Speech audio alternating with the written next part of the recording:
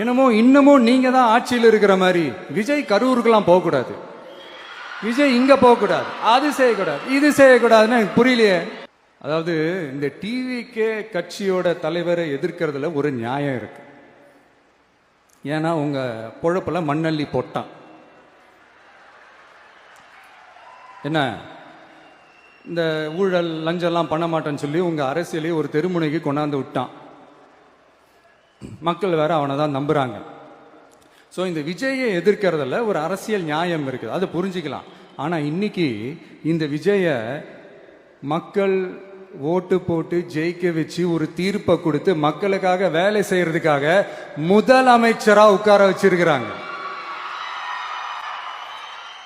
என்னமோ இன்னமும் நீங்க தான் ஆட்சியில் இருக்கிற மாதிரி விஜய் கரூருக்கெல்லாம் போகக்கூடாது, விஜய் இங்க போகக்கூடாது, அது செய்யக்கூடாது, இது செய்யக்கூடாதுன்னு எனக்கு புரியலையே. ஆட்சியில் இருக்கும் போது தான் இவ்வளவு கட்டுப்பாடெல்லாம் போட்டீங்க, எஸ்ஓபிஸ்லாம் போட்டீங்க, ஸ்டாலின் சார் ஆப்ரேட்டிங் ப்ரொசீஜர்லாம் போட்டீங்க. இப்பவும் அதே பண்ணிட்டு இருந்தீங்கன்னா என்ன சார் நியாயம்? இல்லை நான் தெரியாம தான் கேட்குறேன். இன்னும் கனவுலையே இருக்கிறீங்களா? முதல்ல முழிச்சு வாங்க, ரியாலிட்டிக்கு வாங்க. உங்க ஆட்சியெல்லாம் வீட்டுக்கு போய் டிவிக்கேன்னு ஒரு ஆட்சி வந்து ரொம்ப நாள் ஆச்சு.